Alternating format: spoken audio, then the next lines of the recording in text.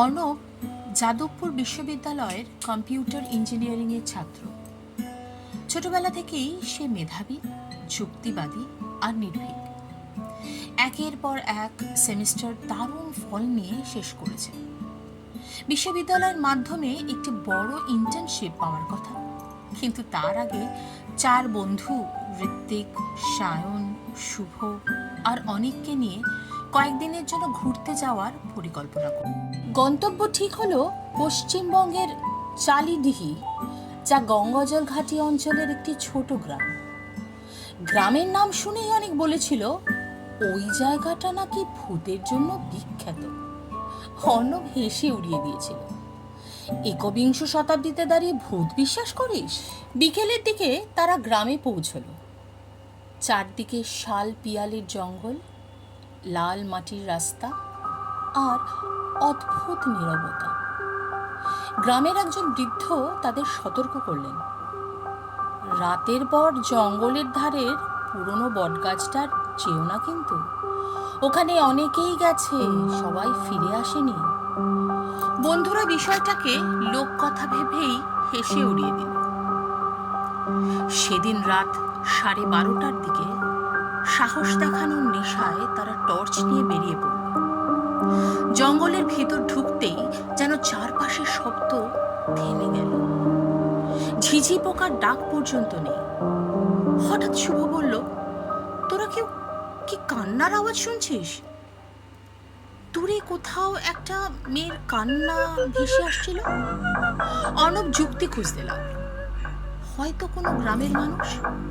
কিন্তু যত তারা এগোতে লাগলো, কান্নার আওয়াজ তত দূরে সরে যেতে লাগলো। প্রায় আধ ঘন্টা পরে তারা পৌঁছলো সেই বটগাছের কাছে।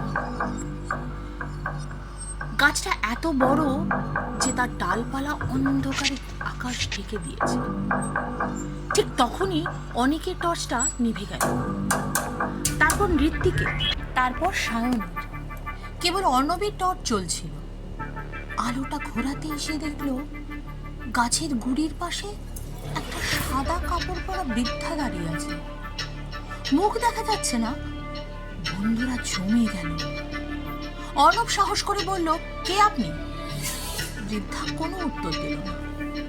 ধীরে ধীরে মাথা তুলল, আর তখনই তারা দেখল মুখটা মানুষের নয়। চোখের জায়গায় শুধু কালো গর্ত, আর মুখটা কান পর্যন্ত ছিঁড়ে আছে। সায়ন চিৎকার করে উঠল। ঠিক সেই মুহূর্তে বৃদ্ধা মিলিয়ে গেল। তারা প্রাণপণে দৌড়াতে শুরু করল, কিন্তু অদ্ভুতভাবে যতই দৌড়য় ততই আবার সেই একই বটগাছের সামনে ফিরে আসে। একবার, দুবার, 3বার মনে হচ্ছিল জঙ্গল দিয়ে তাদের বেরোতেই দিচ্ছে। হঠাৎ অর্ণব লক্ষ্য করলো তাদের 5 জনের ছায়া নয়, মাটিতে 6টা ছায়া পড়েছে। কিন্তু তারা তো মাত্র 5 জন। ধীরে ধীরে সেই বাড়তি ছায়াটা তাদের মাঝখান থেকে আলাদা হয়ে দাঁড়ালো। তারপর মাটির ওপর দিয়ে হামাগুড়ি দিয়ে তাদের দিকে এগোতে লাগলো। শুভ ভয় জ্ঞান হারালো।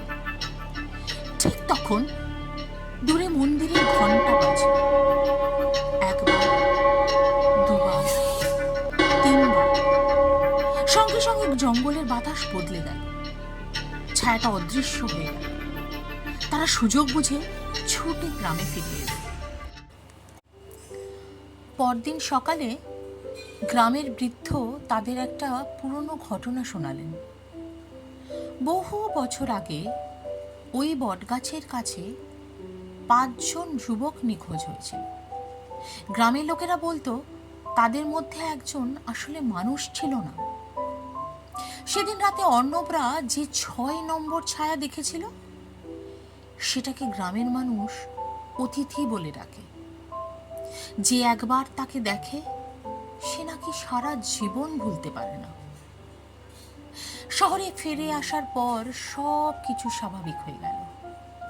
কয়েক সপ্তাহ পরে অর্ণব তার ইন্টার্নশিপের জন্য নির্বাচিত হলো। এক রাতে ল্যাপটপে কাজ করতে করতে হঠাৎ তার চোখে পড়ল স্ক্রিনের কালো অংশে। সেখানে তার নিজের প্রতিফলন দেখা যাচ্ছিল। কিন্তু তার পেছনে আরেকটা অবয়ব দাঁড়িয়েছিল। অর্ণব সঙ্গে সঙ্গে ঘুরে তাকালো, ঘরে কেউ নেই। আবার স্ক্রিনের দিকে তাকাতেই অবয়বটাও নেই।